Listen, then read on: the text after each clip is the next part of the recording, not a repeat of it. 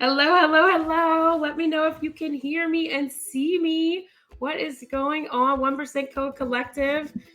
All right, I was messing with my camera settings, so let me know if you can hear me. Just make sure. Give me 1 second. We have the audio. All right. Okay. All right, so it is working.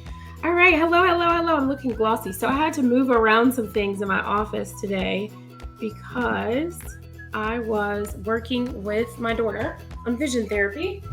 Background. So I'll share the setup, but we had set up for some things to work on eye, hand, motion control to help with reading and spelling. So super excited about that. So when you join the stream, let me know you're joining. Let me know where you're joining from. Have you ever felt consumed by fear and uncertainty? If so, tonight is for you. Jesse, let me know you can hear me and see me, please, in the comments. I'm checking since I was messing with the mic. So what's up? If you're watching the replay, #replay. I'm just checking to make sure. Okay, she can see and hear me.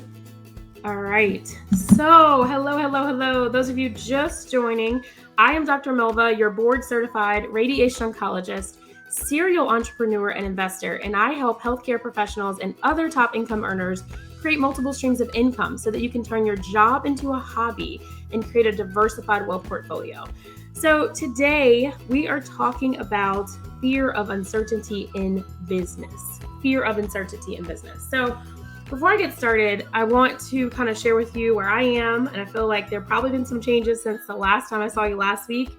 We had a special guest on talking about short-term rentals, Dr. Zelda. If you haven't watched that, check it out. It was a great episode. Awesome, she can hear me. So since that point, and I've shared here before, I had a second six-figure stream, was doing chart review. Give me 1 second. I need to cut my fan up. It's not the summer in the city, right? So I stopped that stream of income, and before Thursday night was really the only day I had off because I was working an additional X amount of hours. It was a great stream of income. I can talk about it separately in a live. I just had a ton of free time since. It was a good thing, right? It wasn't in alignment anymore. I used that money for investment into other streams that are still working for us. Let's see what else. We talk about fear of uncertainty in business. So we have a closing on a real estate coming up, hopefully tomorrow or Monday. This one was pre-sold before my husband finished the work on the real estate. We've gotten past the Subway remarketing campaign. It looks like they're doing good with the brand there. We haven't had any updates on the additional Cold Stone location. What else has happened? Facebook restricted me from messaging. I'm not really sure why. My personal profile, I don't send out a lot of messages, but that's been an obstacle to deal with. But these obstacles come up and you just keep going. So that's an update for me. Oh, and a contractor I hired decided that maybe her services weren't appropriate for the stage in business and the group. So we are working on scheduling that and learning how to work through that as well in a good business way. And I know a lot of people have fear about working with contractors. So hopefully that's going to turn out great. So that's me. What about you? Again, I'm going to ask, have you ever felt consumed by fear and uncertainty? I have my notes here that we're going to follow. So a lot of what I see when I speak to other top income earners, a lot of it is subconscious. A lot of your fear circles around something that was told to you at a previous time in a different situation, often not directly related to what it is that you're doing now.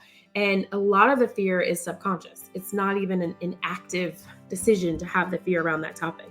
So what you want to do is learn how to turn your energy into something that's positive. Fear's not positive, and focus on what you can actually control.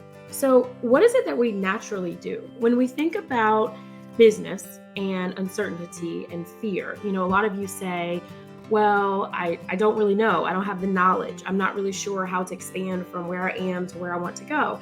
And we have fears around what can go wrong. And naturally, we exaggerate that. It's not like, okay, we'll have a 5% loss of revenue. It's like, we'll lose the whole business. It'll shut down in the middle of the pandemic, right? Like it goes super fast into exaggeration.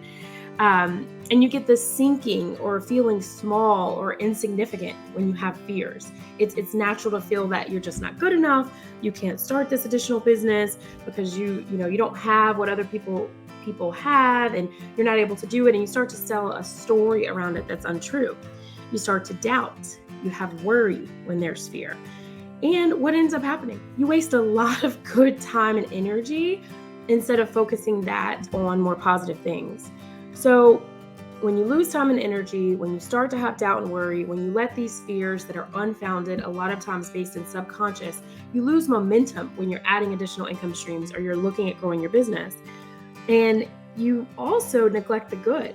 It's all of a sudden like what you've done or what business features you've had don't matter anymore, right? And I think that's a big problem. So let me know in the comments if you're watching on the replay or watching live. Have you done any of these things? Does this sound familiar to you as a business owner or career professional thinking about starting a business? Have you started in the process of either you've tried something, maybe you've had a rental investment, maybe you've thought about opening a second office, and these feelings have shown up, the fear and uncertainty of business, and this is what you've done. Let me know if you can relate to any of these. So what's the opposite of fear, worry, exaggeration, self-doubt? What is the opposite of those things? What should you do? So when you have fear and uncertainty in business, you need to focus on the actual facts. The actual facts and numbers. I'm a scientist, so facts and numbers. It's the same way when you're talking about business and adding additional income streams. So focusing on facts, and then you want to think and take action, okay? Taking action means to me, when I say take action, I mean taking massive imperfect action. Case in point, and I think I talked about this. When I started my podcast, it's been, I think what week are we in? I think we started July 1st. We submitted it. And I was talking about this on the podcast with Dr. Barry, and it was massive imperfect action. It was, okay, we're going to start a podcast. This is what we're going to do. We're going to follow this system. We had the training. I thought I was streaming on all platforms, and then I found out I wasn't actually on Google. So I was in fact not streaming on all platforms, but we took massive imperfect action. We set a date, we did the steps, and we got it published. And at the end of the day, it doesn't really matter because now we're streaming on Google, right? Yes, July 1st, Jesse says. So massive imperfect action, have confidence, okay? And then be grateful. Don't neglect the good. Don't neglect the good of what you've already done if you're stuck on this fear and overwhelm about what's to come and that level of uncertainty. So how do you do this? How do you take that overwhelm, that consumption of fear and uncertainty when it comes to adding an additional business stream, starting a new business, and how do you turn that energy into something positive and focus on what you can control? So I came up with 4 ways that I think I can help you do this. So number 1, and I feel like this is a repeated theme in anything business mindset, and that's journaling, okay? I have found, I think this is one of my older journals. I usually have some nice journals, but early on when I was first starting, before we did so many of the business ventures that we added on, I was just writing everything out. I was writing what I felt uncomfortable with. I was writing, okay, these are the people I want to talk to. I even did this for medical school. These are my dream interviews. These are the people who I follow. This is what they do. These are the questions I have. This is where I feel self-doubt, and this is why I feel self-doubt. They have this amount of money, or they have this connection, and I don't have this connection. And I journaled all of these things out. So then when I went back, it was detailed of the facts, and I knew what was causing the fear. It was something I'd read, something I'd heard, something I'd seen, something I experienced.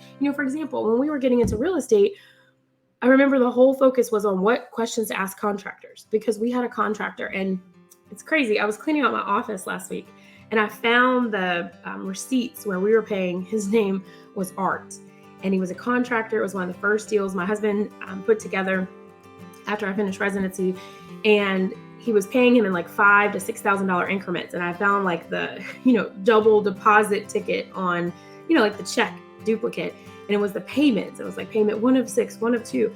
And at that time, he left us, and it was about a $35,000 to $40,000 loss. This was before we understood how to pay after a certain amount of work is done versus on a schedule.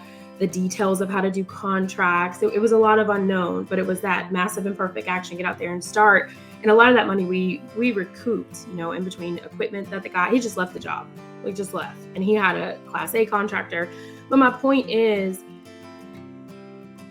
the focus at that time, the fears moving forward, every project after that, my personal fear was another contractor is going to run off. How do we not lose another $35,000, $40,000?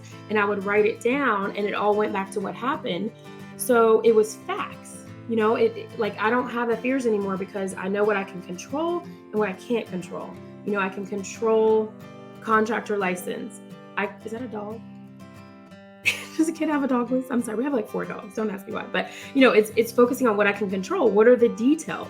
So I can control how we work with the contractors, how the money is paid, how there are inspections on a deal. And so if someone's to leave, they're going to leave after they've done a certain amount of work and it's been paid for. But I hope that's an example. It's a little jumbled, but of how when you journal, you can go back and focus on the facts and figure out what is causing your fear. Okay. Number 2 is focusing on what you can actually control. I guess they kind of overlap here, but what can you actually control? And I feel like most of you in this group know, because you're really accomplished, you can control your thoughts, your reactions, and your feelings, right? That's easy to control. Outside of that, I feel like we give it to God. But let's break that down a little bit more. What can I do today, right? How can I change my focus? And then where do I need to get mentorship and additional help for what, regardless of what I think, feel, react, focus on, do, I'm not capable of doing, that can address my fear. So let me see if I can give you an example of that. We're in talks between doing a private equity fund versus a joint venture. And my husband and I have been back and forth between that. And as much information as we know, we're not security and exchange lawyers, and we haven't worked in an industry where we've created these. But, one of the people I connected with earlier this week who joined the group, shout out to Lisa, hopefully we'll be connected with her soon. She's done that for like 15 years in her career. She has a list and a database of resources of security and exchange lawyers, tax lawyers, how to, create your own private equity fund, the pros and cons. Like, she's done the inner workings, and now she's doing some of that for herself with syndications and real estate. That's when the fear of unknown or making the right choice, that's when you really need someone who's done something you haven't done yet, right? But changing the focus of, I'm not really sure how we want to fund this next deal. I have fears that it may go wrong because let's say I'm talking about the Coldstone. So we're expanding Coldstone. We have the rights to a second Coldstone. And, some of the fear may be, what if we get the wrong investors? What if we don't raise the capital that we want to do? What if we do all investors, our own fund, and we don't do any bank funding? Like, those are the fears. But what can I control? I can control the numbers. I can control the experts on the team. I can control the data I have. What can I do today? Today, I can have I can have one call with, someone in my network or expand my network to someone who's done this before. And it's an exchange of ideas, right? Collaboration, kind of masterminding, so to speak. Okay. So that's how you take those fear of uncertainty and you focus on what you can control. You have an action plan to take that massive imperfect action and the thoughts, reactions, and feelings around that. Is that helpful? Let me know who's here, if that's helpful. I see some people are just joining us now. We're talking about the fear of uncertainty in business and had a list of 4 things you can do to work on that. So when you join, say hello. Let me know where you're coming from. Let me know what questions you have. If this is helpful to you, let me know. So we talked about journaling. We talked about focusing on things you can actually control. The third one, and this is an anchor in your beliefs. So what does that mean? Okay, good. She says, good stuff. I see Facebook user won't show me the name. Let me know your name when you write the comment. Like, good stuff, hyphen your name, as I can see. But thank you for joining. So anchoring your beliefs, what does this mean? This means that when you have, Cherry, thank you, Cherry. So this means that when you have fears, right, and uncertainty, which leads to overwhelm and consumption and, losing momentum, you have to go back to hey, Dr. Colvin, thanks for joining. Good to see you. You have to go back to your beliefs. Why are you doing this? Okay. So for me, it was a lot of fears. I mentioned that I stopped doing medical chart utilization. It was an additional 6-figure, income stream in addition to my other multiple 6-figure income stream in my career as an oncologist. And it got down to the anchor in my beliefs. So it was no longer in alignment based on the situations and what was changing. So it was harder to have that motivation to make those sacrifices to do that particular stream because I couldn't anchor my beliefs, as opposed to some of the other dreams or entrepreneur streams that I believe in. Like I've known my husband Leon since the 9th grade, and we've been married for 14 years. We have 3 children together. I have a lot of belief in his vision. I've seen his visions come through. The fact that he's about to have a closing on another real estate deal, and he's done so many, I believe in that because he's had it. He's said it. He's always wanted to have 100 houses. He had the vision for, how to change this, and I've listened and I believe in that. So when I'm changing my focus into something else, yes, it's a big fear. I don't care how much money you have or how much you're bringing in. To drop a 6-figure income that's real. Can anybody agree with that? Even if it's not your only one, it's a chunk, right? But guess what happens when you do that? When you anchor in your beliefs and you follow your intuition and your beliefs, things come back. So that high refund from taxes dropped in, other opportunities popped up, the closing for another real estate popped up. God will provide and things will work out when you just let go, step in faith, and have something to fall back on. So what does that also mean? That also means that if you get into something that you don't believe in, that you question, that you're doing just because it's a way to make money, I've done a lot of those before, it won't last. It'll be more fear because you don't have that belief. Does that make sense? And yeah, she says very real. So yeah, this is truth talk for real. Because for example, we've done a lot, and I don't want to overwhelm you with everything we've done, but one of the things I did, I think it was like Shopify stores and Amazon. So I remember I had a team of like 6 to 7 virtual assistants. It was entirely run by the team. I was doing drop shipping on Amazon one year. Maybe this was like 4 or 5 years ago. I got up the sales to a reasonable amount.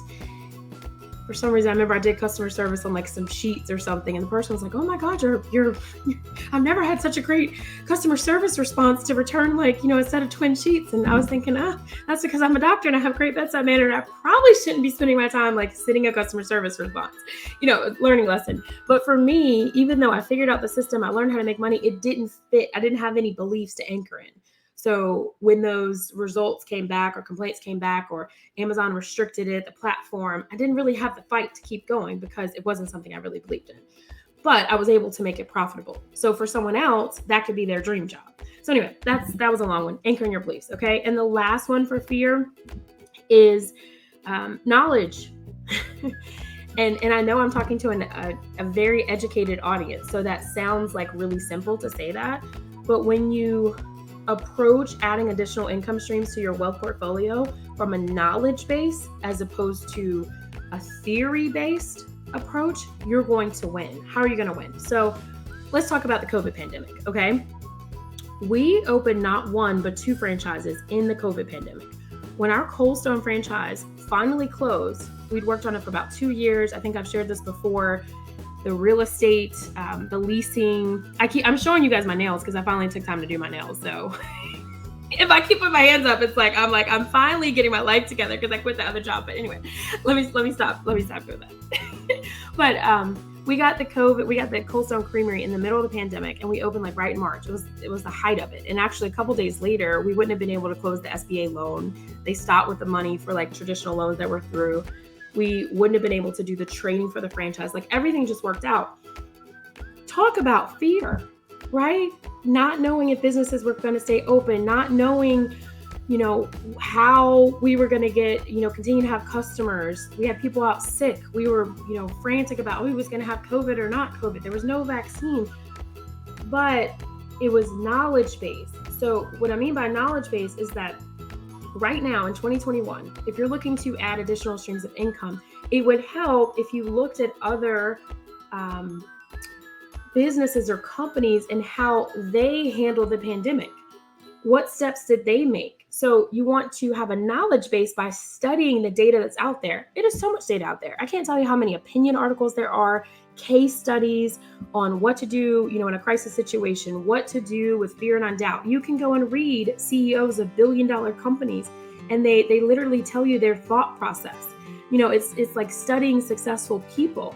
So when you have a knowledge foundation and you continue to study and grow to what you're growing as far as your income, the fear gets less because it's an educated standpoint. Does that make sense? I hope that makes sense, because I think about the model. And so we started Cold Stone and Subway in 2020. Subway was a little quicker. It's a lot of work, amongst everything else, other things that we did. And we could see and compare the two franchises models on how they responded and reacted in the pandemic. Every change we made, every, increase in advertising campaign, every, just like every turn almost as a franchise owner, we were able to see and learn that. And they showed the numbers, they showed the growth, and each company did it very differently. Like they're two very different franchises.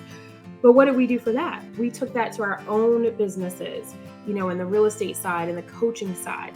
What can we do and what can we learn? So there are resources all around you, but when you focus on knowledge, you have less fear, you have less theory. And I think a lot of us sit in the subconscious, we sit in the theory, and we do that exaggeration thing. So is this helpful? I hope that was helpful. That's all I have for you tonight.